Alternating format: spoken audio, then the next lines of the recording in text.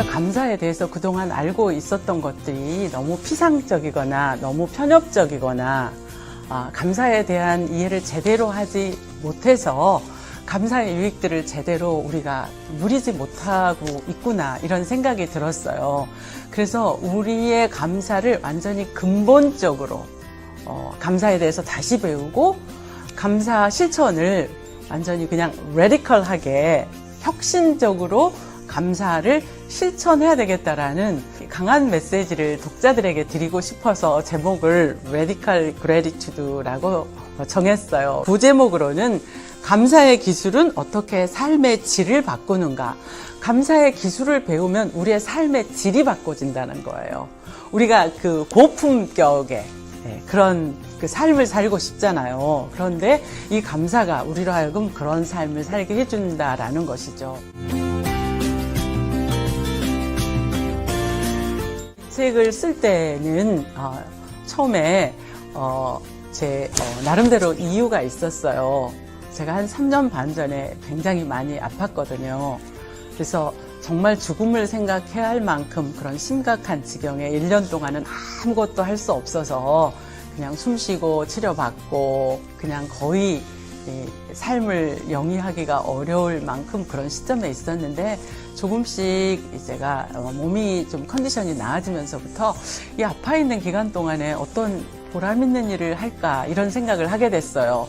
저 자신에게 도움이 되는 일을 하자, 감사에 대한 연구를 해야 되겠다는 생각을 했어요. 이제는 이거를 체계적으로 학문적으로 감사를 연구해야 되겠다, 이런 생각이 들어서 몸이 조금 나아지면, 힘이 조금 생기면 이제 감사에 대한 서적들을 보고 연구 논문들을 보면서 이제 감사를 공부하게 됐죠. 그런데 제가 이 공부를 하고 나니까 감사의 유익이 너무나 많은 거예요.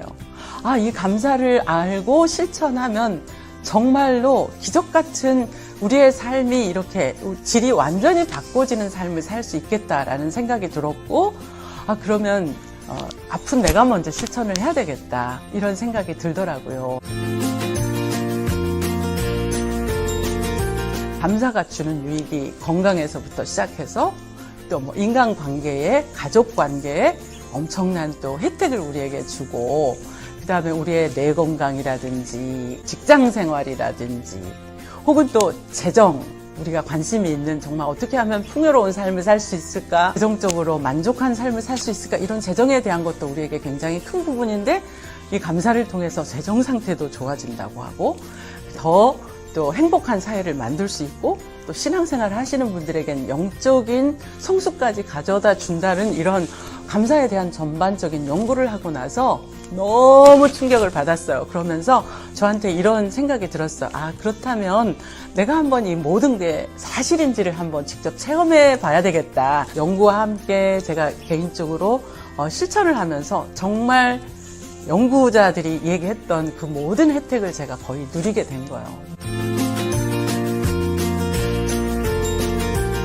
지금 현재 상황이 순탄한 길을 가고 계신 분도 계실 거고, 또 저처럼 이렇게 어려운 역병에 있는 분도 계실 거고, 몸이 아픈 분도 계실 거고, 또 재정적으로 어려운 분도 계실 거고, 또 가정의 관계의 어려움을 갖고 계신 분들도 계실 거예요. 그런데 우리의 지금 상황이 어떠하든 우리가 이 감사의 기술을 배워서 우리의 지금 상황을 훨씬 더 나은 상황으로 바꿀 수 있다. 이게 바로 감사가 하는 일이다. 정말 감사는 기적의 선물 보따리다, 이런 생각을 하게 됐죠.